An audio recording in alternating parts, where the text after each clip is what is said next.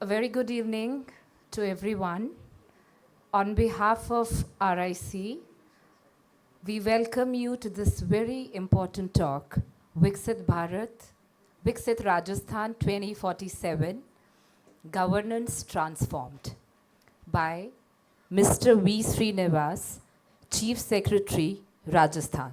This talk is a part of the RIC's Foundation Day celebrations, which are ongoing and have started from April 17 and will conclude on April 19. As RIC turns 3, it makes us very, very proud to be a part of the RIC family. The talk explores Rajasthan government's vision for building a developed and future-ready state by the year 2047, aligning with the broader national goal of Viksit Bharat 2047. It highlights key governance reforms, digital transformation, and policy initiatives aiming at improving public service delivery, strengthening institutions, and accelerating economic growth.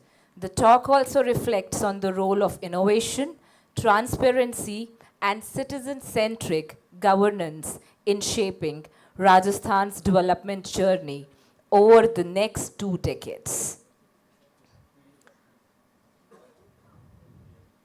It's an honor to introduce our speakers for this evening. While our keynote speaker is Mr. Srinivas, but first I would like to invite Mr. CD Arha, who will be chairing the session. Mr. CD Arha, sir, can we please have you? A huge round of applause for Mr. CD Arha. Mr. CD Arha is a 1968 batch Andhra Pradesh cadre IAS officer who held prestigious positions including Secretary to the Government of India in the Ministry of Mines and Special Secretary in the Ministry of Coal. He also served as the first Information Commissioner of Andhra Pradesh. Thank you, sir, for joining us this evening. Now, I would like to introduce our keynote speaker for this evening, Mr. V. Srinivas. He's a serving Chief Secretary of Rajasthan since November 17, 2025, with over 35 years of experience. He's a seasoned bureaucrat known for his roles in public administration, finance, public grievances, including significant stints in the central government and the internationally monetary funds. A 1989 batch IAS officer, he has held several key positions in the Government of India and Government of Rajasthan across administrative reforms, pension policies, public finance, healthcare, culture, textiles, Petroleum and Natural Gas, Deputy Director Administration, AIMS, New Delhi, and of course, District Collector of Pali and Jodhpur.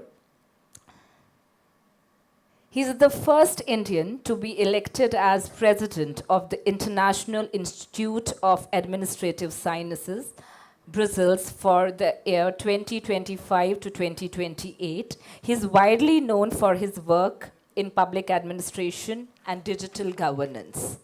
He is the recipient of the Rajbhasa Kirti Puraskar 2024 and 2025 and Digital India Award 2020.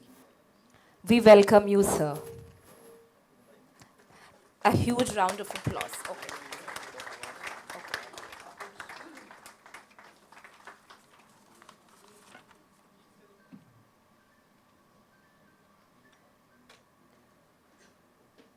Thank you so much, sir, for joining us today.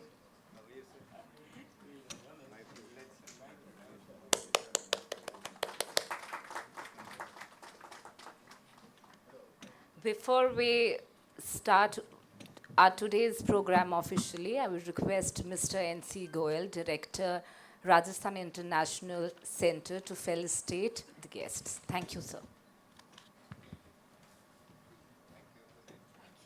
First, the chairman.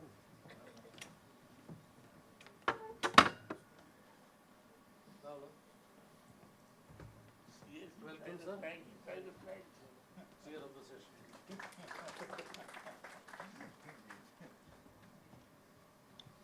That's what we always do.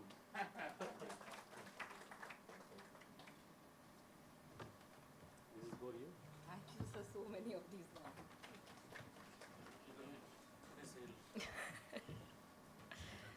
Thank you so much, sir.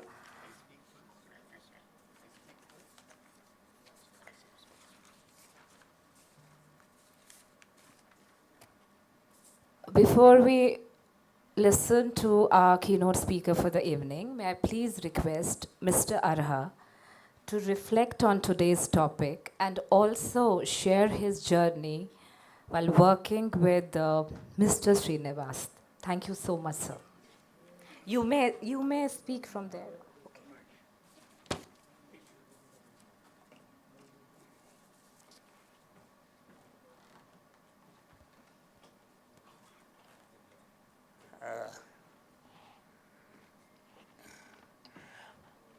Mr. Srinivas, Chief Secretary, Madam Tabanna Anjum, distinguished guests, Nihal, who has made wonders at RIC. It's a privilege, a proud privilege, to share the stage with somebody whom I've admired throughout my career. My first interface with Srinivas was when he was Collector Pali. I mean, in workaholic, first to arrive, last to leave, visit each and every corner of the district. And as a native of Pali, अरे सारा collector तो आए को निकटे, भूते न भविष्यते. Still people swear. His footsteps from Pali took him to Jodhpur, where again, I hope everybody can hear me? God bless you. Jodhpur, he did the same. He moved on to Jaipur at various positions. Suddenly I remember that he became health secretary when my dear friend from school, college, whom I had known the entire family from almost 1951, Mr. Amaduddin Ahmad Duru Khan. He was the Minister of Health, and Srinivas was the secretary. So I asked him, how do you find a secretary? Are bana, on meet. All I do on the file is to look at where Srinivas is signed. On meet in the secretary. I think he moved to Ajmer. He left tremendous footmarks there. He makes systematic changes, and the Revenue Department is eternally grateful. But actually he blossomed into full talent and growth and multifarious dimension of his personality in Delhi. I think being PS to somebody who was finance minister, defense minister, foreign affairs minister, is not an easy job. Jaswant Singh Saab is a family friend. I know him personally. But he is one of those very rare breed of ministers who are voracious readers. They read each and every note, file, submitted, cabinet memo. And a person who reads, he tends to ask more and more questions. Thus, if you are his PS, you will have to be on your toes to be able to answer each and every question, each and every doubt, each and every clarification. That he earned eternal praise and gratitude to Jaswant Singh Saab is no mean achievement. I think from there he moved on to IMF. Several people have been to IMF. I have been in Government of India for almost 20, 25 years. But the persons who have been to IMF, they imbibed the knowledge, the wherewithal, the technical excellence, is person sitting here. He came back and the amount of books that he has written on international monetary, on fiscal matters, on monetary policies, and how the fiscal implications work is phenomenal. To have such, and in subsequently the administrative reforms, again, he led like a torch. The state is very fortunate to have tried, tested, proved hands. Purity and probity are the two qualities that he's been carrying on his shoulders for wherever he has worked. I wish him a grand success, and I'm happy to be here and to be able to learn what he has, something for a state which matters so much to my native land. Before I conclude, Nihal, I thought, let me also point two similarities between Jaswant Singh Sahab and Srinivas. I think one is they're both voracious readers, and as Jaswant Singh Sahab dished out the books, I think Srinivas also has a large itinerary of releases to his credit. And second, I don't know whether any one of you are familiar with Jaswant Singh Sahab. Though outwardly he wore a bangala and those rolled up sleeves, but believe you me, that bangala and the rolled sleeve were designed by Raghavendra Rathore, a great designer. In terms of sartorial elegance and literary flair, Jaswant Singh Sahab has left a great disciple in Srinivas. Again, I wish you all the very best. I'm grateful to RIC for having given me a chance to come here and share the stage with such a person on whom so many hopes are intertwined. Thank you very much. God bless you.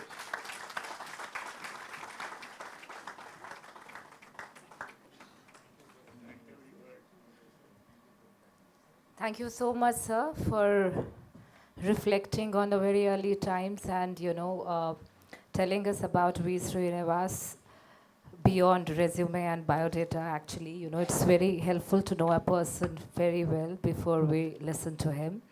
So without taking much of your time, before I request our keynote speaker to present his talk, may I please request, because there's some people where I can see some mobile phones, can you please switch off your mobile phones or put them on silent? Yeah, thank you. And at the end of the talk, we'll be having a Q&A session. So if you have any questions, please keep your questions ready, because it will be an elaborate Q&A session that we'll be having just after the talk. Sir, can we please have you now? A round of applause for Mr. V. Srinivas. A very good evening to all. Respected Sri CD Arha ji, thank you, sir, for the very kind words. Almost made my eyes moist. Thank you, Dr. Tabina Anjum, for the introduction. A few days back, Sri N.C. Goyalji was talking to me about the RIC Foundation Day events, and he checked if I would be happy to participate in one of the orations and addresses that would be held as part of the RIC Foundation Day events. I promised him that I would deliver a talk on a subject that's close to my heart, a subject with which I was working on, Viksit Rajasthan at 2047. The genesis of this subject dates back to a few months before I joined Rajasthan. Bhavani Singh Detha had sent me the publication called Viksit Rajasthan at 2047. And I went through it very keenly and found many aspects of which resonated with what I was doing for the past decade and a half in Prime Minister Modi's government. So I continued to follow several of the issues that have been flagged, the roadmap that has been flagged in determining a governance course for Rajasthan over the past 6 months. And when I look back and see the work that has been done, the four-pronged approach of the government of Rajasthan that focuses on citizen centricity, infrastructure development, Sabka Saath, Sabka Vikas through saturation of programs, as also patriotism and nationalism by celebrating national days, as also closer collaboration with the armed forces, with the uniformed services. I find that many of these aspects go into what we are looking forward in about 100th year of our independence in 2047. That's almost 21 years away. So let me share with you this presentation, which collates several aspects of the document that is the official document of Government of Rajasthan, and also my own personal experiences of serving in the state for the past 6 months, and how I see Rajasthan progressing in the next 21 years. So Bhavani Deta is here. Thank you for coming today. So the Honorable Prime Minister has outlined the vision of Viksit Bharat in his address from the ramparts of Red Fort on 15th August 2022. The Panch Pran that the Honorable Prime Minister has outlined for the national development envisage a goal for achieving developed nation status, shedding the colonial mindset, taking great pride in our roots, and strengthening unity and fostering a sense of duty. So over the next 25 years, the Prime Minister has urged the citizens to focus on empowering citizens and ensuring last mile delivery to deliver Viksit Bharat. I have often contemplated the meaning of how the policy maximum governance, minimum government should be held. Maximum governance, minimum government to me symbolizes a digitally empowered citizen and a digitally transformed institution. I have endeavored personally to process re-engineer numerous institutions, whether it was the All India Institute of Medical Sciences, the Board of Revenue of Rajasthan, be it serving and creating in the Department of Administrative Reforms to create a digital central secretariat, thereafter to pursue the massive reforms across grievance redressal platforms using the CP Grams approach, and coming back to Rajasthan to pursue the reforms in the Jan Sampark platform, as also create stronger monitoring platforms for infrastructure development. So process reengineering, simplifying a citizen's journey with government to bring citizens and government closer using technology has been a lifelong passion personally for me. And that I find is a very key component of Viksit Rajasthan. Improving ease of doing business, improving citizens' lives, and ensuring that the gross earnings improve are the essential part of how a developed Rajasthan would be in 2047. So let me take you through this set of about 70 odd slides. So the vision of a Viksit Bharat seeks India to be a developed nation by 2047.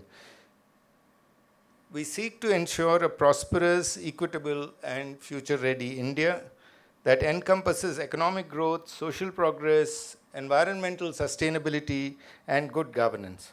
So this period of Amrit Kal, 2022 to 2047, that is 25 years, is seen as the transformative phase for achieving this goal. Next, please. So the four pillars of a Viksit Bharat are vested in the GYAN, that is Garib, Yuva, Annadata, and Nari Shakti. As the fastest growing major economy in the world, we've tried to uplift huge number of our populations out of poverty, and this endeavor has witnessed tremendous progress in the past decade. Millions of India's citizens have come out of poverty. Millions of youth have been empowered, be it under the Startup India program, Stand Up India program, or also under several youth programs that are being done.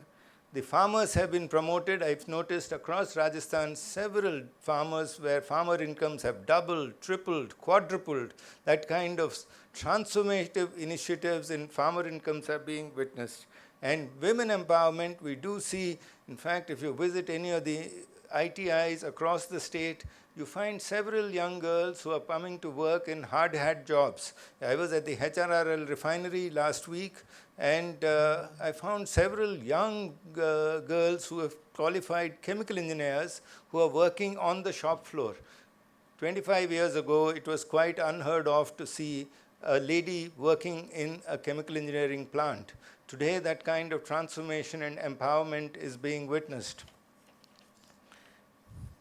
Rajasthan is India's largest state in terms of area, 10.4% of the landmass, and houses 5.6% of the population, and is currently the 7th largest economy.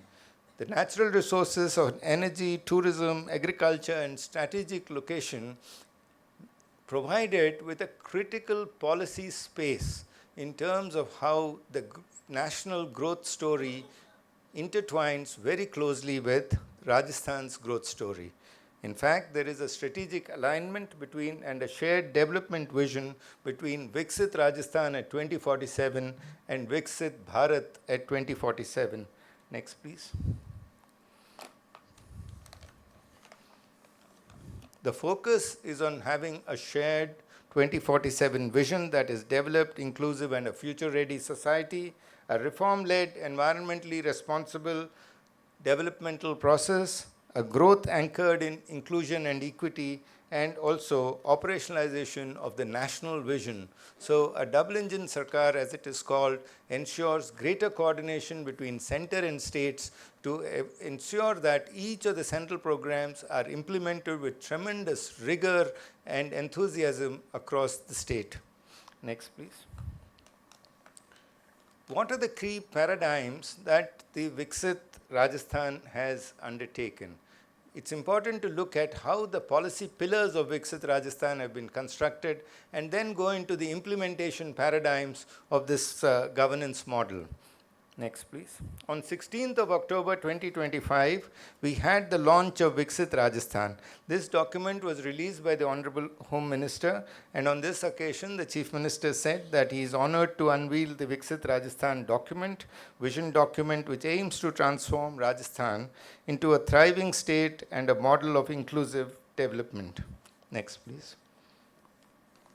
The four-pronged approach that is outlined in this vision document seeks to nurture people, strengthen society, accelerate growth, building prosperity, employability, infrastructure and sustainability, policy, finance, and governance. The objective is to ensure, next please, the objective is to ensure 100% literacy and education coverage, to ensure healthcare access for all, integrating modern and traditional medicine systems, sustainable water management practices, smart urbanization and eco-friendly infrastructure, as also affordable housing and modern transit systems. Thereafter, environmental conservation with a focus on carbon neutrality. If you see the budget of 26-27, you'll see a lot of emphasis on carbon neutrality with several awards being announced for carbon credit growth, as also biodiversity protection, green energy, empowering youth and women through skill development programs, entrepreneurship, and leadership programs. Next, please. The vision document says that Rajasthan seeks to be a 350 billion economy by 28-29. This will require a significant amount of growth acceleration, lot of investments in higher investments in capital expenditure, as also ensuring that a certain level of expenditure rationalization in terms of non-plan expenditures. A 4.3 trillion by 2047, a leadership in agriculture and agri-innovation, industrial investment and development hub, and also green energy and digital governance. There has been progress in each of these broad thrust areas, and I will outline the push that has been given to each of these thrust areas. Next, please. The key growth sectors remain tourism, art, and cultural heritage. Rajasthan is a civilizational giant that is manifest across multiple cities, across multiple dynasties, across a culture and heritage that is so rich that it attracts millions of foreign tourists and crores of Indian tourists every year and year after year. So this is one state where tourism has tremendous marketing potential to be a growth driver for the economy. It has expanded infrastructure, roads, railways, airports, smart cities have proliferated across the length and breadth of the state. Green growth with environmental sustainability, I will come to this aspect as I explain how PM Kusum has transformed what was hitherto a coal-based thermal generation process into a total green energy transformation, and better quality of life through improved civic amenities, air qualities being much superior to many of the neighboring states. Next, please. Human capital development through education, healthcare, and skilling, particularly the Ayushman Arogya Mandirs. The significant thrust on primary and secondary healthcare institutions has ensured that very high quality of health standards have come into being in the state.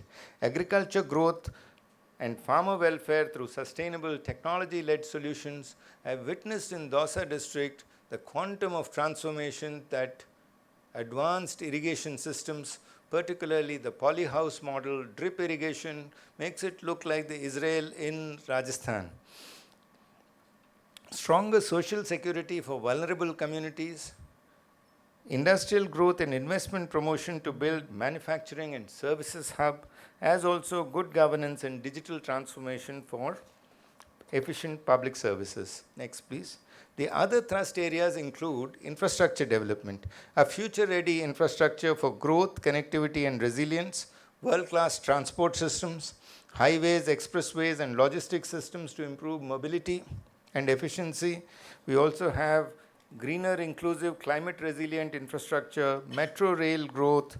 We're going to have Jaipur Metro Phase 2 commencing very soon, 70% renewable energy integration with smart and efficient power systems, and also rail overbridges, rail underbridges, bypasses to reduce congestion. Next, please. There's some more core infrastructure development areas in the state.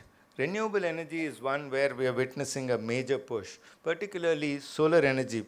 And also there's been improvements in wind and hybrid projects, modernization of transmission networks with smart grids and energy storage, promoting electrical vehicle mobility via charging infrastructure and upgrading the aviation infrastructure. The proposal is to have more airports so that the air connectivity to the state can be enhanced, and strengthen training ecosystems across multiple sectors. Next, please. Enhancing road safety, multimodal transport, climate resilient infrastructure, using of artificial intelligence. In fact, use of AI, I will delve into how AI has influenced and transformed governance models in terms of data analytics, disaggregated data, as also dashboards, intelligent dashboards coming into play, and citizen centricity, and enabling the infrastructure growth through the major industrial policy structures. Next, please. One of the big areas where the push is being seen is the huge infrastructure growth. And nothing defines this better than the Hindustan Rajasthan Refinery Limited project at Pachpadra. This is going to be launched by the Honorable Prime Minister on 21st of April 2026. And it is a project that is the pride of Rajasthan, Registan Ka Ratna as it has been called, and it is a 9 million metric ton per annum plant, the first ultra-modern petrochemical petroleum refinery that is being established, 25,000 employment opportunities for Rajasthan's youth, and at a cost of almost 80,000 crore rupees. This represents the single largest investment in infrastructure that Rajasthan has ever witnessed. The second one is the Jaipur Metro Phase 2. This will be taken up, duly approved by the Union Cabinet at a cost of 13,000 crores, a 41-kilometer rail corridor with 36 stations, envisaged to be completed in the next 4 years, will provide significant boost to connectivity, logistics, and urban infrastructure. Next, please. Rajasthan was always a citizen-friendly state. In fact, it has been the in fact, it has been the backbone or it has been the cradle for many citizens' movements, including the right to information. Chief secretaries across in the state have always been open access. People could walk in any time unless the chief secretary was busy to share their thoughts. Every day there is a citizens' grievance platform where people can walk in and share their grievances with the chief secretary. Every Thursday, collectors listen to public grievances. A citizen-centric governance model in terms of a digital age needs certain improvements in terms of how we handle citizen grievances and also engage with the citizen. So those are the thoughts that necessitate further advancements in terms of use of AI, in terms of blockchain, as also digitization of land records and technology-enabled women's safety and digital policing and cybersecurity measures. Next, please.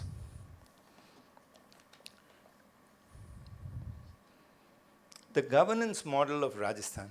Next, please. One of the big changes, I'm sure each one of you would have noticed, is the 181 platform.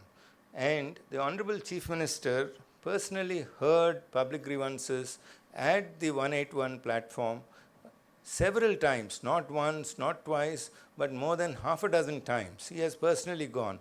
Every additional chief secretary, principal secretary, and secretary to Government of India has visited the Jan Sampark Kendra to listen to public grievances, to identify policy-related, process-related, personnel-related grievances to ensure that time-bound grievance redressal systems are enhanced. The impact has been quite phenomenal. Next, please. As you can see, we were redressing about 5,000 to 6,000 grievances a day on this platform. Enhanced oversight, addition of artificial intelligence, use of AI bots to ensure citizen outreach has meant that the grievance redressal per day has leaped 500%.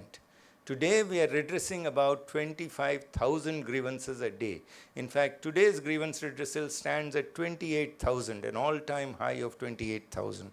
More and more citizens can reach out to government through a technology platform and find an answer in very quick time. On the 8th day, grievances are redressed. A telephone call is going to the citizen to check if his satisfaction levels are high. The satisfaction levels have also gone up. We used to have satisfaction levels around 50%. Today, with this level of monitoring from the highest levels of governance, with highest executives in government participating in the grievance redressal process, Rajasthan's satisfaction levels in grievance redressal stand at 82%. It's not a small number. I know how difficult it is to take grievance redressal and satisfaction levels high. When you look at the multiple approaches, as I said, the four-pronged approach to governance, which is based on equity, inclusiveness through the Sabka Saath, Sabka Vikas model, technology-led governance through citizen-centric approach, maximum governance, minimum government model, infrastructure push, and also patriotism and nationalism, what it saw was a leapfrogging in national rankings by a significant jump. We came back into the top 6 or 7 states in the country in terms of governance models monitored across many parameters. And if this momentum continues, we will be one of the topmost performing states in governance very soon. Next, please. The 181 helpline has been rated a national best practice. In fact, the quality of grievance redressal is quite phenomenal, and having seen grievance redressal platforms across the country for almost a decade now, I'm quite amazed at the level of efficiency with which this platform is performing. The second big intervention was we did develop a document, but for a vision document to be translated from a mere publication into realistic policy action, we need to constitute sectoral groups of secretaries. That is the same way in which the building blocks of governance of Viksit Bharat were developed. So the sectoral groups of governance have constituted in Rajasthan, and each sectoral group is taking forward the specific suggestions in their domain sector. Next please. Very often you see government's infrastructure projects being delayed. How do you expedite governance models to ensure faster infrastructure development? And this in Government of India is taken up using the Pragati. The Honorable Prime Minister every month chairs Pragati meetings in which all chief secretaries attend to ensure that center-state coordination in terms of infrastructure projects is expedited. And a similar replication of the Pragati model into the Raj Unnati was taken up, which has ensured that infrastructure projects across the state have been duly expedited. The Honorable Chief Minister chairs this every month, and this initiative has been rated as amongst the national best practices, and we have received numerous states have approached us on how they would like to replicate Raj Unnati into their state. So it requires real-time monitoring of large infrastructure projects, projects above 100 crores, flagship schemes, public grievances, where a citizen comes and engages directly with the top political leadership. That is what Raj Unnati has enabled. And it has ensured targeted resolution of stalled projects, schemes, and grievances, and has addressed delays. Next, please. We were the first state, in fact, to start this model and project performance review portal, and this has received widespread acclaim. And we have now reviewed over 1.5 lakh crore projects on Raj Unnati in the last 4 months. Next, please. The state is known for chivalry and nobility and has produced a huge number of icons. How is this tradition of a state being continued? Patriotism and nobility are part of the state. You go to, I was district collector at Jodhpur, we have Shergarh Tehsil, where almost every family serves in Rajputana Rifles. Similarly, there are many other tehsils across the state where participation in the army is become a family trait. Rajasthan celebrated and convened the 78th Army Day Parade. Tribute to soldiers' courage, sacrifice, and national service. We also were part of the Operation Sindhur when 14 of our districts were placed on highest alert. Many of our officers have been commended with medals of gallantry and for outstanding public service during Operation Sindhur. We have seen and worked with the Indian Army as shoulder to shoulder, and rapid modernization is being witnessed, as also social welfare of veterans and families. We've convened meetings with ex-soldiers' families, ex-soldier men, so to ensure that ex-soldier welfare is an integral part of Rajasthan's Governance Day model. The 78th Army Day Parade was witnessed by more than 2 crore citizens across the state. It reinforced national unity and trust in the armed forces. Next, please. Many of you would have been part of Shaurya Sandhya.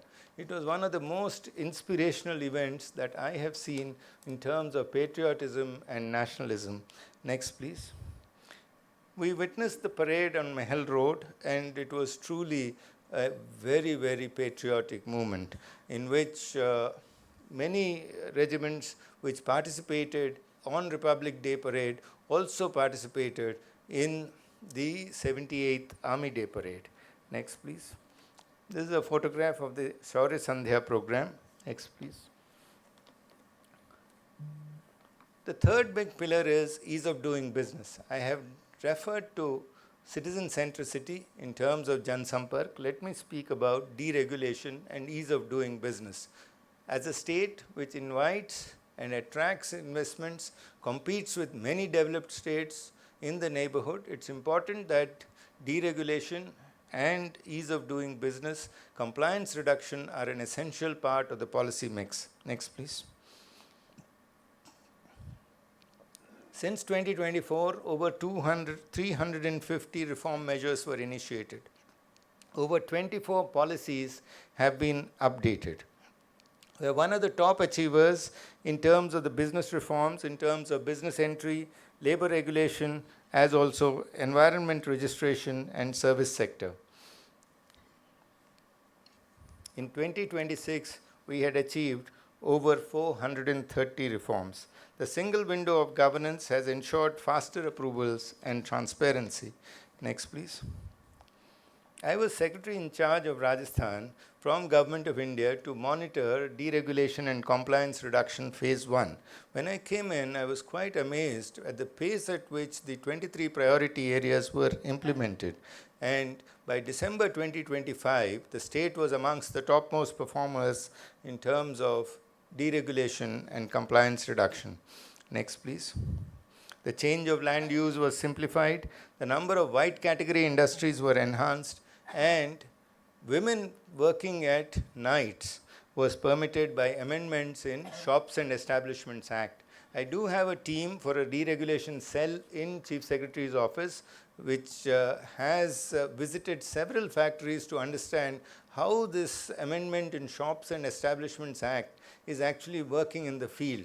And what the feedback that has come, the impact assessment shows extremely positive conditions in terms of work environment for women to work on the shop floor or in establishments, even in night shifts.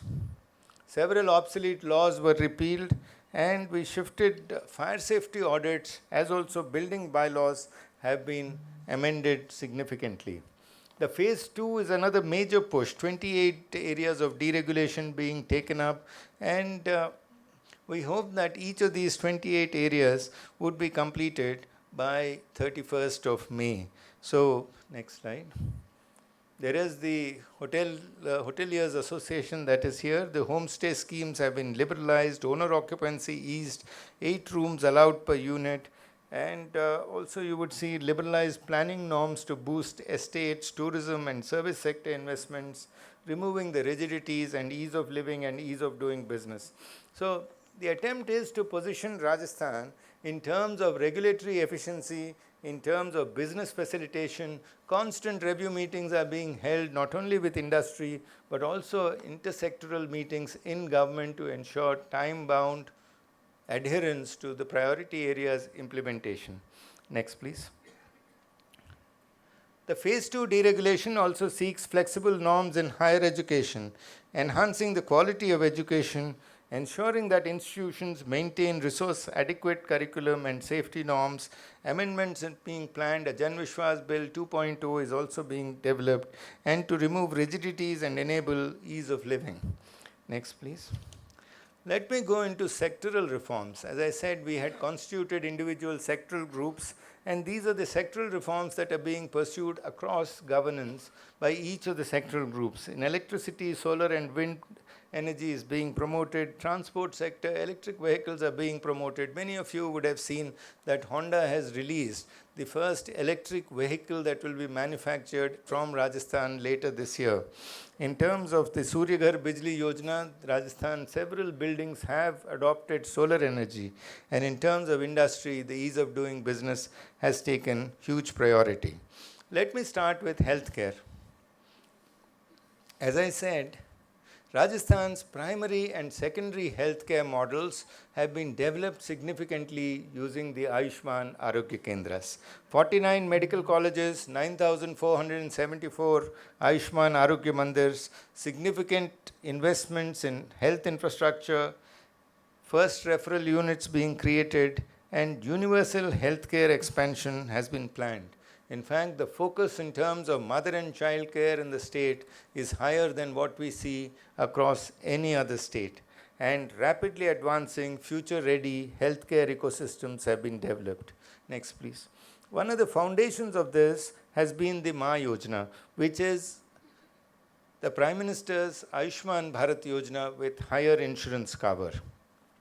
There is also the Abha rollout, which is quite heavy, new institutions which are being developed, and a hub and spoke diagnostic networks that are being created. Telemedicine has been further strengthened, and I have witnessed this transformation. I have visited primary health centers, A&M centers, numerous sub-district hospitals, tertiary care hospitals to understand how diagnostic care has improved in terms of therapeutics, in terms of patient consultations, in terms of how digital health systems are being developed.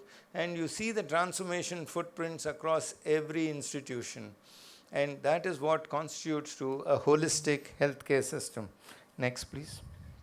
There is also an integration with Ayush that is being pursued in terms of how a holistic healthcare model can be taken up. NEET is being conducted and has been adopted, and larger Jan Aushadhi access has been provided across the state.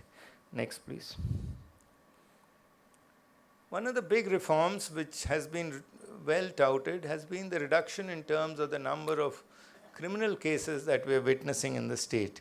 The reason is a stronger police system that is backed by technology, particularly the cyber police that is being used in terms of drone networks, predictive AI, and next generation Abhay command centers being developed. Next, please. One of the big reasons why women's safety has improved, why crime has come down, is the filling up of vacancies in the police force. The Honorable Home Minister was in Rajasthan when 14,500 police constables were recruited into the state. Huge number of police vehicles have been recently added to the force. Cyber control war rooms have been established. New field officers, you'll find IPS officers working as additional SPs in the state, which is quite a new feature. Otherwise, this was largely the domain of the Rajasthan Police Service. Cybercrime police stations to enhance cybercrime response capacity have also been introduced. Next, please.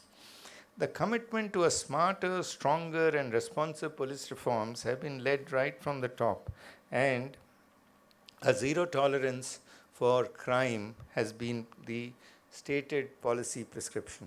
Next, please.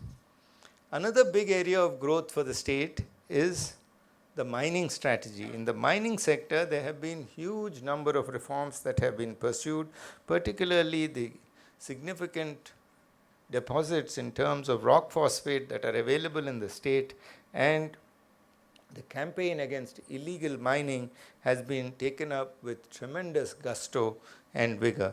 Next, please. In terms of energy sector reforms, the state seeks to be an energy surplus state in the next 2 years. This ambition, next please, is largely fueled by the sheer quantum of investments that we are witnessing in solar energy. The state seeks to achieve 125 gigawatts of renewable energy capacity and also storage of 16.5 gigawatts by 2030, and a capacity expansion to 225 gigawatts by 2040. So the vision is to establish energy independence and as a clean power exporter.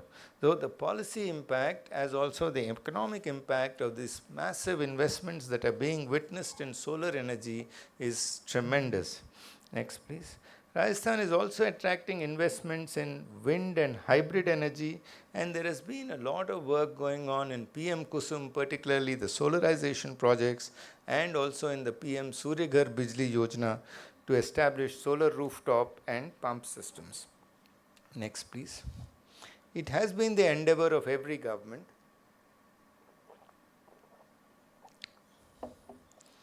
to improve justice delivery. In fact, every government has strived to provide quality justice delivery systems where court cases are decided on time, particularly in revenue courts. Nyay Bandhu schemes are implemented, and also the judgments are available at the doorstep of the citizens through the e-mitras. The Ambedkar Institute of Constitutional Studies and Research has been established in Jaipur. The Jan Vishwas Ordinance, as also the subsequent enactment, have tried to eliminate obsolete laws. We have adopted the Bharatiya Nyay Sanhita with tremendous gusto. In fact, we are one of the top performing states in terms of Bharatiya Nyay Sanhita, wherein which 4,400 video conference nodes have been made operational. Conviction rates have improved, and conviction rates are expected to reach about 90% once full implementation is completed. Next, please. We have also moved on to paper courts, paperless courts. The e-courts phase 3 has been very successful. E-Seva Kendras are being used for e-filing, mediation centers, virtual courts, and the Rajasthan litigation policy is under formulation. We also managed to set up the Rajasthan Revenue Courts Grid, and the Digital Rajaswa Mandal has also been operationalized. So these are very, very seminal initiatives in terms of enabling a paperless system in the judicial processes. Next, please. One of the biggest success stories has been Rajivika. In fact, I am quite amazed to see the quantum of energy that we see in the Rajivika mission. And every time I interact with these women who have never stepped out of their households today to become Lakpati Didis, to present themselves in national fora, to conduct and participate in fairs across the nation, is a whole new way in which women are approaching economic independence in the state. And this is symbolized by Rajivika. And for those of you who are not familiar with this, you must visit the Rajivika Mission headquarters or visit the website to see the quantum of transformative governance model this particular mission has become.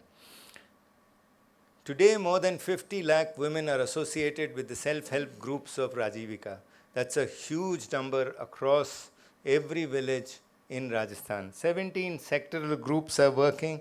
There are credit support to ensure that the Rajivika self-help groups are sustainable, along with the credit linkages being provided by the public sector banks. There are also market linkages that have been provided through e-market linkages, as also the GSS cooperative societies. In fact, the National Cooperative Consumer Federation was very keen on having a long-term MOU with the Rajivika Didis, and skill development centers so that scaling up is possible.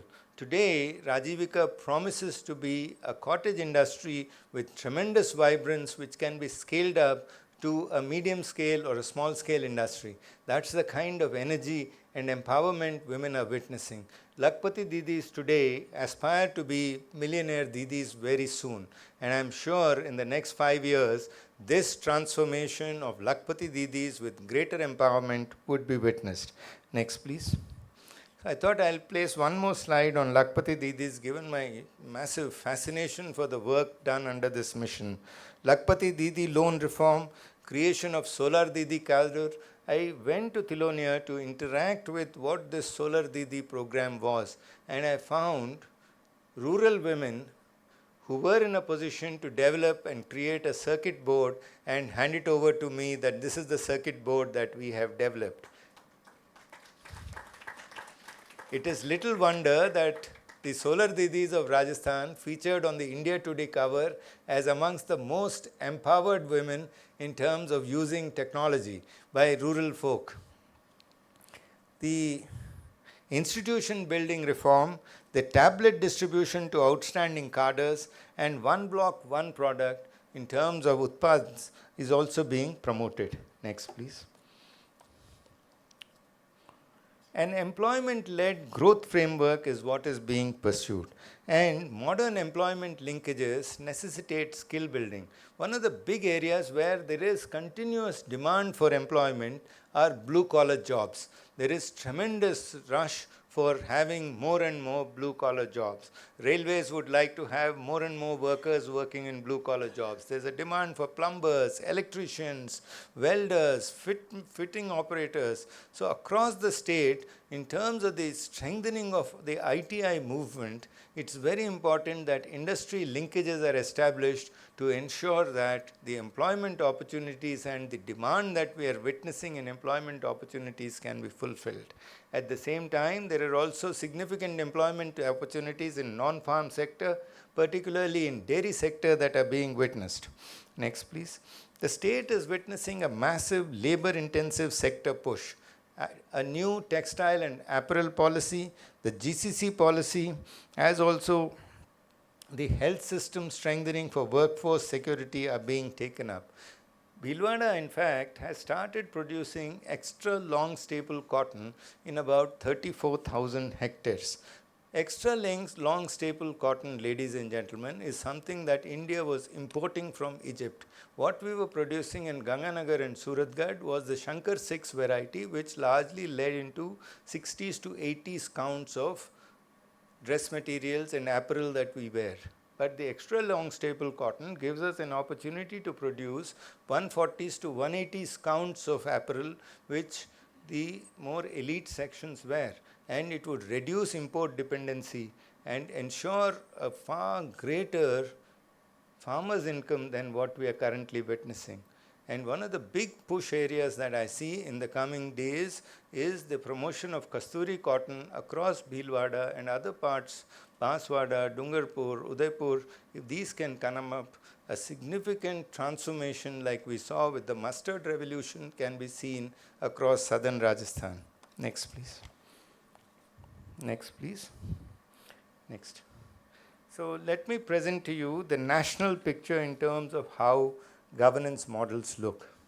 Prime Minister Modi has a 16-point agenda in terms of governance, and the 16-point agenda that was outlined to the Committee of Secretaries and the Honorable Ministers, the Council of Ministers, envisaged highest priority being accorded to efficient and effective grievance redressal, as also the implementation of the Panch Pran and implementation of Mission Karma Yogi, which seeks to transform rules-based civil servants into role-based civil servants through behavioral as also functional competency being enhanced. Large-scale e-governance models and recognition of meritocracy through the Prime Minister's Award Scheme. Next, please. There are significant flagship innovations and best practices which can be replicated, and none is better than, I'll refer to the CPgrams, of course.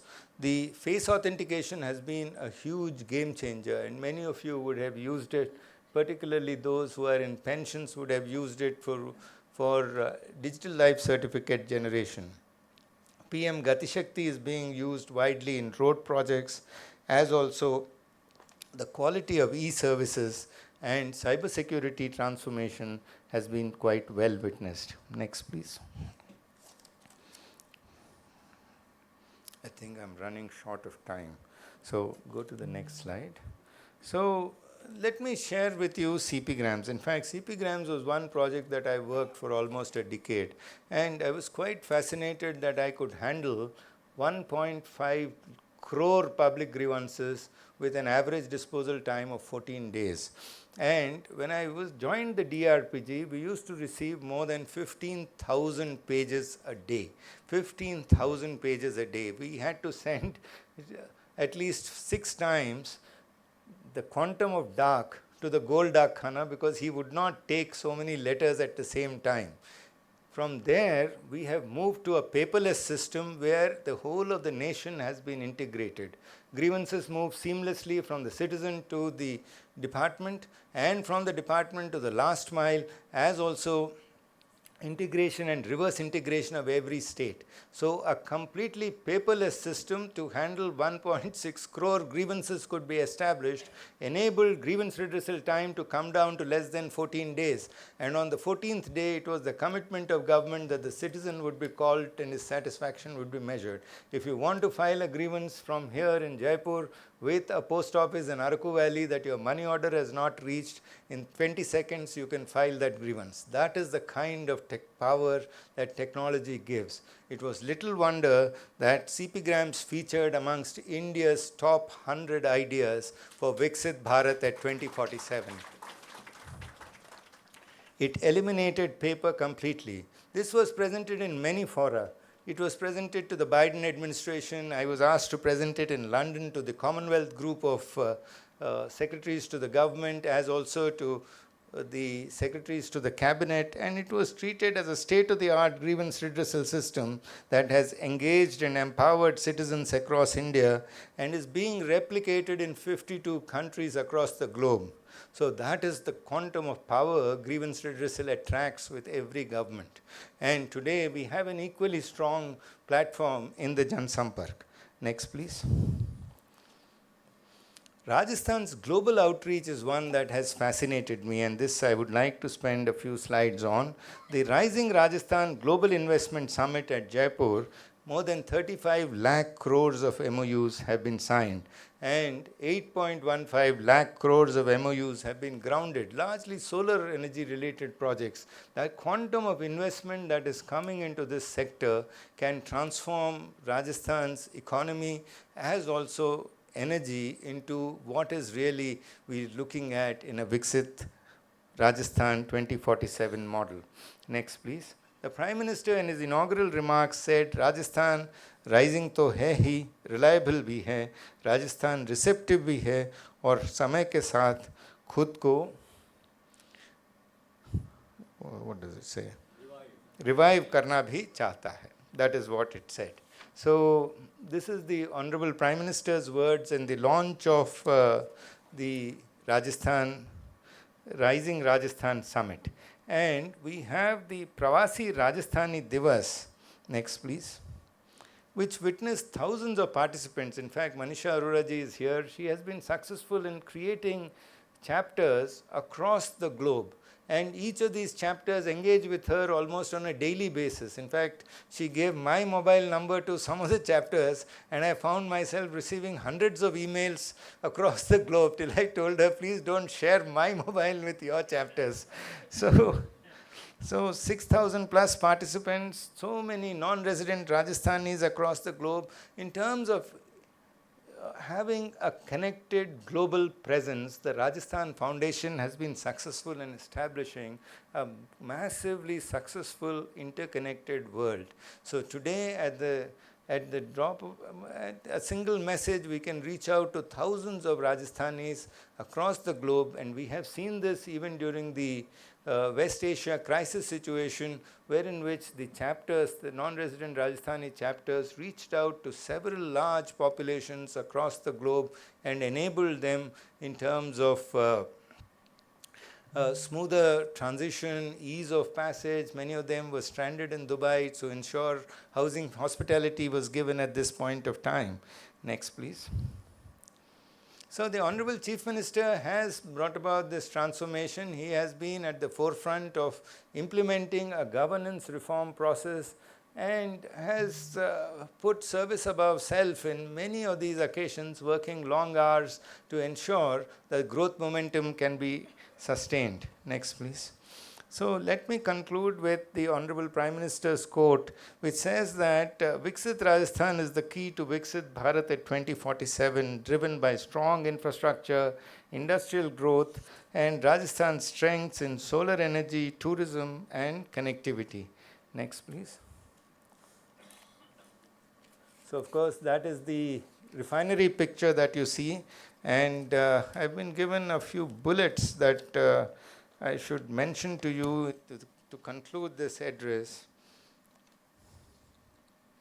So as we look at a $350 billion economy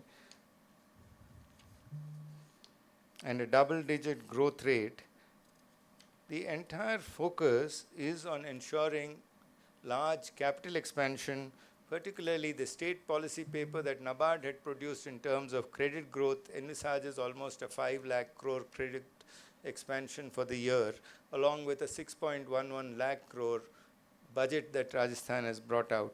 So the focus is on 13 districts in the eastern Rajasthan, in addition to the capital expansion as also infrastructure development.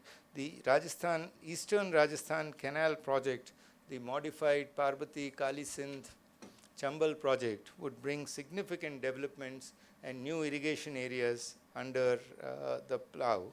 There is also a petrochemical revolution that we have witnessed, and 290 gigawatts of capacity generation in terms of green hydrogen and solar dominance. Jaipur Metro I have already briefed you on, as also the RIPS 2024 and the AI policies that have been put in place. So we are looking at a very advanced state which is rapidly on the move, where governance is progressing in the right direction. We find ourselves moving upwards in national rankings. Many of our initiatives have been recognized at national as also at global levels. So let me thank Sri Nihalchand Goyalji for inviting me to participate in the Rajasthan International Center Foundation Day events, and let me thank Sri CD Arha ji for the kind words that he said about me in his inaugural remarks. I'm grateful to you for being such a patient audience. Thank you very much. Jai Hind.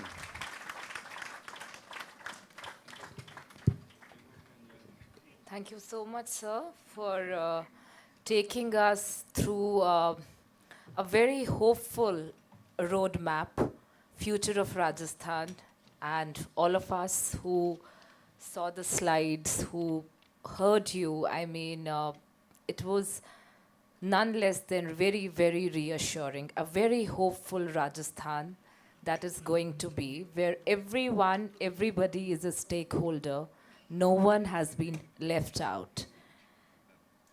I'm sure that many of you here, I could see that some of you are still absorbing because yes, it was very overwhelming. I mean, you know, from infrastructure to health to education to climate change, technology, smart policing, empowerment, Lakpati Didi, Solar Didis, you know, everything, you know, nobody has been left out. And there will be some pertinent questions, some curiosity there. So we'll be taking a few questions. Please keep your questions very, very brief.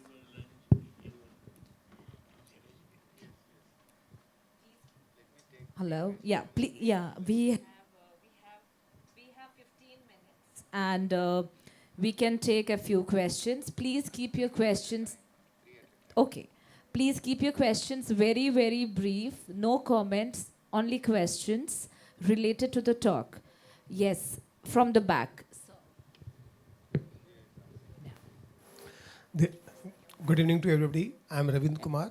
Okay. There are so many questions, but I limited to two only. One is about sir defense forces. One is about the Jaipur's development in the Rajasthan. In last few years, I have seen the maximum money is being spent on two things. One is a road divider, one is the sidewalk. You see every time, every 6 months, 1 year, everywhere, each city, the sidewalk or the pathway is being changed, money being spent, whether it is required or not. Similarly, the road divider being changed. That one. Why it is so? Is it the development or is it the wastage of money? Second is my question about the defense, sir. You said there are a lot of people are there in Rajasthan in the defense forces. Sir, what extra advantage was given to the defense forces compared to the civilian in Rajasthan? Like UP, this Chief Minister of Yogi has given one home registry free for every defense personnel in Rajasthan in lifetime. Haryana government giving discount, Maharashtra government giving, Kerala government giving, but Rajasthan government not giving any that type of welfare to the defense forces. Any planning into that side? Thank you. Yeah, one more question. Woman. Yeah, one. Sir and madam here, just in the middle, near the camera. Yeah. Good evening, sir. I'm Gitanjali Kasliwal from Anante and Mahi Roj Festival, representing that, which is a sustainable festival. My question is that on building on your point of citizen-centric governments, those of us working closely with communities see that our urban challenges are very much about behavior and less about infrastructure. So what specific policy or pilot is Rajasthan willing to implement in the next 12 months to improve civic sense, which is the bane right now, because of which the UNESCO heritage status of Rajasthan, of Jaipur is at stake, is like hanging. And the second question is, as someone working at the intersection of design, sustainability and citizen engagement, we see Jaipur at a very critical juncture right now. Would the government consider positioning it as a living lab for regenerative urbanism and be open to co-creating pilots with platforms like Mahi Roj to build a citizen-led model, because it's very citizen-centric, the governance models, and I really congratulate you for that. Should we take one more? Yeah. Yeah, the gentleman next to the lady. Yeah. Sir, India is 99th out of 167 nations on the SDG 2025 report. Rajasthan continues to be in the middle, not among the top states, not lagging, but somewhere in the middle. What mechanism do you have? I mean, considering the 3 pillars of management in terms of objectives we see are very clear. The second is the capacitizing the system in terms of whether it is information, systems they need, funds they need, and people, you know, as smart as your good self, and as committed as your good self on the ground to implement what you have envisaged. And third, the monitoring system. I mean, how do you monitor that the objectives are actually being met and the laggards are being pulled up? We can take one more. Is that okay? Okay. I think the Rajasthan's UNESCO, Jaipur's UNESCO World Heritage Site is a matter of great prestige. In fact, when I said Rajasthan as a civilizational giant, we have 9 UNESCO heritage sites in the state. No other state has so many World Heritage Sites. It is the endeavor of the government to ensure that the cultural heritage of the state is duly preserved. I have personally reviewed this half a dozen times. I have taken a walk in the walled city of Jaipur. There are several steps that are being envisaged. The first is, of course, stronger engagement with UNESCO itself to understand what their requirements from us are. And second is to implement it on the ground. So an effort is being made through the Nagar Nigam's heritage cell to reach out to each of the points that the UNESCO has said. We have set up conservation experts in Nagar Nigam who will take it up to ensure time-bound responses are submitted to the UNESCO.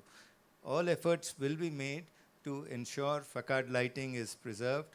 We will have a massive citizen engagement also to understand how citizens would like to preserve the cultural heritage and the UNESCO World Heritage Tag to Jaipur city. So this is something I'm personally deeply committed to. The Honorable Chief Minister, the Honorable Deputy Chief Minister have discussed this and mentioned it a number of times. The issue with regard to the SDGs. The Sustainable Development Goals remain an area of great challenge for many countries across the world. India today, in fact, since 2016, has been the fastest growing economy in the world. And I have been in the finance ministry at a time when we were a debtor country to the IMF. From there, the transformation to the fastest growing economy in the world was something which I was asked to document in my book, India's Relations with the IMF. So I studied across sectors the reforms that were pursued, and as you would see, there is tremendous growth momentum. As I pointed out to you, agriculture sector, I'm witnessing a number of areas where doubling of farmers' income is being seen.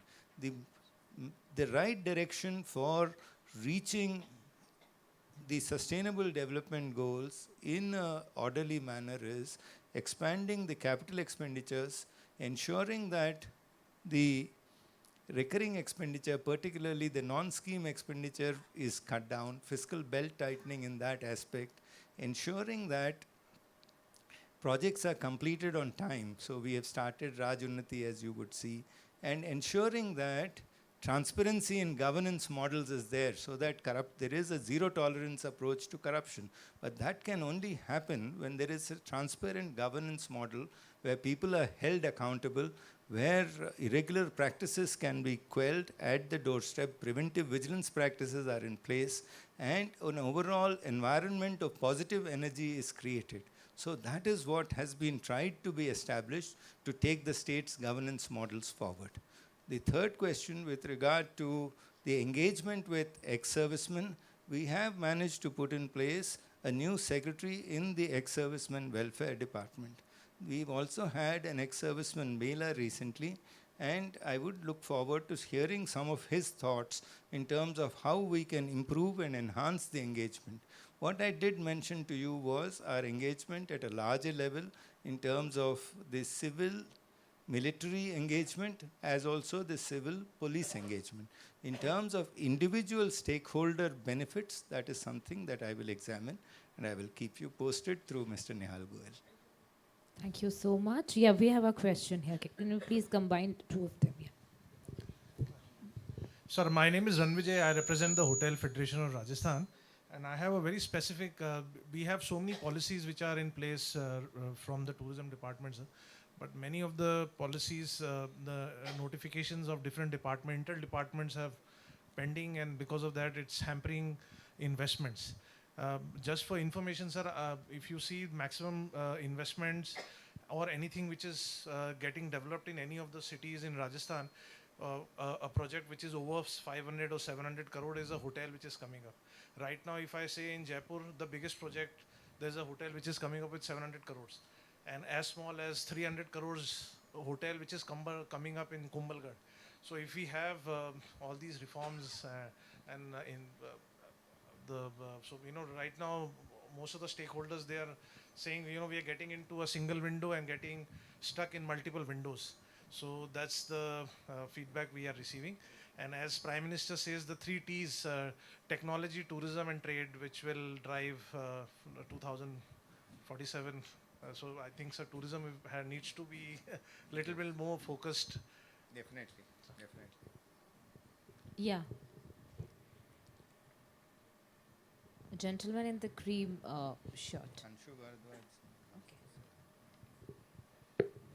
Hello, sir. My name is Rabindranath and I work in an NGO called Pradhan. So my question is related to NGOs. So we work with the disadvantaged sections. So how do you look about working with NGOs as a collaborative partners at multiple levels, say state, district, block level, because we kind of work with disadvantaged sections. Thank you. Yeah, one there, yeah. A gentleman next to the lady. Yeah. Sir, what are you doing for senior citizens to make them socially useful and financially independent? Very good. I'll respond. Yes. Good evening, sir. My name is Madhvendra Singh and I'm from Cuts International. My question is, we have really good policies, but when it comes to the implementability part of it, there's very frequent bureaucratic instability, which may say transfers. So what is your opinion on that to reach this target, and how can we actually reduce this? Because annually we have 3 to 4 major transfers in the state. So that's my question. Okay, let me take up 3, otherwise I'll forget the questions. So we have towns. One more round When you after finish, this. Yeah. Acha, okay. So let me take up this NGO engagement. NGO engagement is fascinating in Rajasthan. In fact, there is no other state which engages, wherein which the state engages with NGOs as much as Rajasthan. And this has been a legacy that I have seen over the past 4 decades. So if your NGO is working in Divyangjan, definitely we would be happy to understand what you're doing and ensure that a collaboration is properly set up. So I will request the Department of Social Justice and Empowerment to, if you can reach out to them, or you can come over any day. It is open access from 10 to 10:30. You can come, or even in the afternoon from 3 to 3:30. I'll be happy to understand what you're saying. In terms of the notifications on policy pronouncements, my understanding is that the policy pronouncements itself represent the resolve and the decisions of the cabinet. However, if there are some legal notifications that are necessary, I will definitely take a look to ensure that large-scale investment projects are not impeded by any delays in investments. The last one with regard to state capacity building. State capacity building has been an area of focus in terms of how developmental paradigms can be taken forward. Now, state capacity building is envisaged not only through stability of tenures, but also through enhancement in functional competency and behavioral competency. You may make a choice, but if that officer does not fit in or that official does not fit in, then a transfer becomes inevitable. And so it is important to fit into the role that one is given, and also to ensure adequate commitment and motivation in a post in which you are assigned to. So transfers are part of every civil servant's career profile, but one has to have the positive energy and the resilience to take forward a governance model in the job that is assigned to. So, as the Honorable Prime Minister says, systems of governance jivant rehna chahiye. There should be live models of governance. Inertia, systemic delay can derail institutions, and I have seen institutions rising and falling with individuals. You can have a strong institution, but a non-performing individual, the institution can fall very, very rapidly. So one has to be guarded against any kind of institutional decay to ensure institutional momentum is maintained. Yes. 2 more questions. One here, a gentleman here. One here. Yeah, Sorry, yeah, let one. me respond to senior citizens. Yes, I Yeah, forgot yeah. that answer. Oh, yes. So, empowerment of senior citizens has been a part of government's model. And as Secretary Department of Pension and Pensioners Welfare, we would ensure that banks engage with senior citizens. In case senior citizens had an idea, often mortgages to senior citizens was very difficult. So my engagement with over 4 crore pensioners across India was quite significant. Through pensioner welfare associations, firstly loneliness. People would need some kind of an objective. So they need to sit down together to find out a common objective to go forward. Adequate credit linkage. That was to be done through large public sector banks coming in to engage with you. Then involvement of pensioners in terms of how you share their experiences. So Anubhav Awards were created.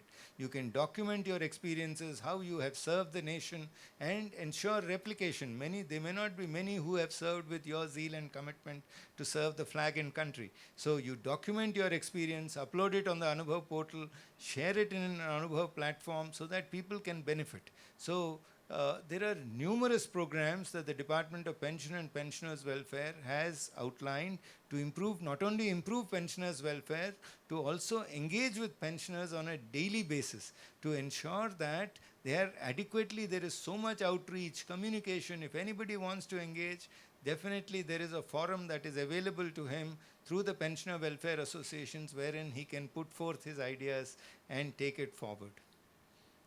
Yeah, two quick questions. Yes, sir. Professor Anil Mehta from Manasali Vidyapeeth. As you mentioned in your presentation that NRIs have taken keen interest in investing in Rajasthan and lakhs of crore rupees are expected to come. NRRs. Yeah. NRRs. NRRs, No, yeah. Manisha yeah. Arora is here. Yeah, Sir. Yes. But simultaneously looking to the adverse conditions and climatic conditions in Rajasthan, what are the government plans for maintaining the environmental sustainability simultaneously? You know, that forests are reducing and pollution is increasing. So how to maintain the balance between the two? That's the last question. One more. There's so many more. Yeah, there's so many more. So many more. Okay, sir. Ripunjay had one question. His hand went up, but he didn't raise anything. आप तो पूछें कितने बार हाथ उठाएंगे? Sir, I had two questions. One of them was already asked on the position of Rajasthan in the form of sustainable development. We are lacking behind. One is already been done. And second one was that, again, the vulnerability which is for the disaster which is taking place in Rajasthan, and we are lacking behind in that, in maintaining the real situations which will be taking place and which are already taking place. Thank you, sir. सुनाई नहीं दिया रिपुंजय ने क्या पूछा है. I couldn't hear what you said. I heard up to somebody asked a question, but after that I could not hear. What did you ask? A bit louder, maybe a bit louder. थोड़ा जोर से just- बोले. yeah. हाँ, सुनाई नहीं दिया मुझे. So one was on the sustainable development goals where Rajasthan is standing, and the second one was on Second one was on the vulnerability of Rajasthan as far as the disasters are concerned, and the position which we are going to face in coming years to come. Thank you, sir. Yes, one. बस अब I think you have lots of मैं थक questions. गया हूँ. You may do one thing. I think with the permission of Mr. Director, you may send your queries or put your email. You can email your questions to RIC and they can compile and send it to him. And we'll soon have him again for a discussion. But you'll have to answer these two. Yes, yes. Sir, Environment was one area that I did not take up in this. I think we'll add a few slides on environment and climate change in the next one. So the Aravali Green Wall project we will add and we will share with you in the next session or when we circulate the final cut of the presentation to all of you. So ma'am, with this, the floor Yeah. is yours. Before I officially invite, or can I actually invite Mr. Rakshat Huja, Program Advisor from RIC, to officially close the. And yes, while you are all here, that tomorrow there will be Ladkiya Hongi, a storytelling session happening here in the same hall tomorrow at 5:30, and there is an art exhibition going on, Range Rajasthan. So while you leave the hall, you can just visit. It's on the same floor. Rakshit. Ending a session is not the best of jobs you have to do, but especially if it's been a session that's been as enlightening, informative, and looking at the holistic development of my home state with a very citizen-centric approach which the Chief Secretary has just presented. But we must acknowledge all the people who have helped to make this event possible. I'll break protocol slightly and start by thanking the chair first of all, not only for giving a human face to our keynote speaker today, but also for messaging our director and making sure you were here today, because your presence really added a lot to the event today.